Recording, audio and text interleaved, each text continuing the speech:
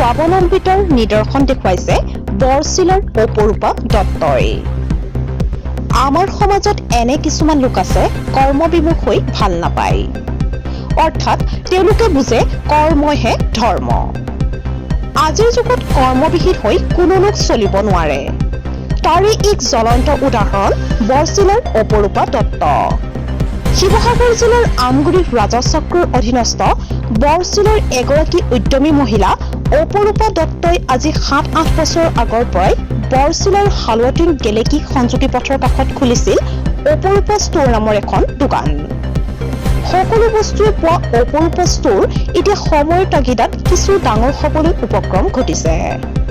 প্ৰথম অৱস্থাত এখন সৰু দোকান হিচাপে আৰম্ভ কৰা অপৰূপা ষ্ট'ৰত এতিয়া প্ৰায় বস্তুৱে পোৱা যায়।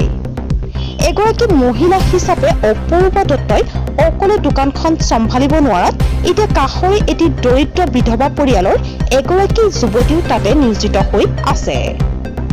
অপৰূপা দত্তই প্ৰকাশ কৰা মতে তেওঁ যদি এটা চৰকাৰী ঋণ লাভ কৰে তেন্তে তেওঁ এই দোকানখন আৰু অলপ ডাঙৰ কৰি স্থানীয় কেইবাগৰাকী মহিলাক সংস্থাপন দিয়াৰ আশা মনতে পুহি ৰাখিছে।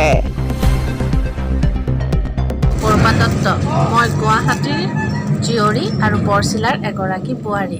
মই আজিৰ পৰা প্ৰায় 7-8 বছৰ আগৰ পৰাই বৰছিলাত এখন অপৰূপা ষ্ট'ৰ নামৰ এখন দোকান চলাই আহিছোঁ আৰু এই দোকানখনৰ জৰিয়তেই মই মোৰ নিজৰ স্বাৱলম্বিতাৰো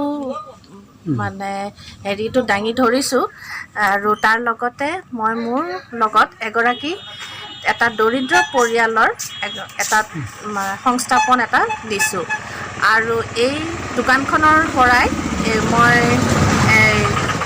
তেওঁলোকৰ পৰিয়ালটো চলি আছে আৰু মই ভাবিছোঁ কি এই দোকানখন মই আৰু অলপ ডাঙৰ কৰিবলৈ বিচাৰোঁ, যাতে আজি এগৰাকীৰ ঠাইত আৰু যাতে 10গৰাকী নিযুক্তি দিব পাৰোঁ। কিন্তু সেয়েহে মোৰ অলপ আৰ্থিকভাৱে মই অলপমান এতিয়া বৰ্তমান মই সাজু হৈ থকা নাই। মই ভাবোঁ যে যদি অসম গ্ৰামীণ বিকাশ বেংকৰ পৰা যদি মই এটা ডাঙৰ লোন এটা লৈ যদি মই দোকানখন আৰু অকণমান ডাঙৰ কৰোঁ তেতিয়া চাগে মই আৰু 10-15গৰাকী মহিলাক মোৰ দৰে স্বাৱলম্বিতা হ'বলৈ এংগেজ কৰি ৰাখিবলৈ সক্ষম হ'ব পাৰোঁ। ধন্যবাদ। গৌৰীসাগৰৰ পৰা ছাত্ৰমালী ৰিপৰ্ট, আছাম লাইভ 7।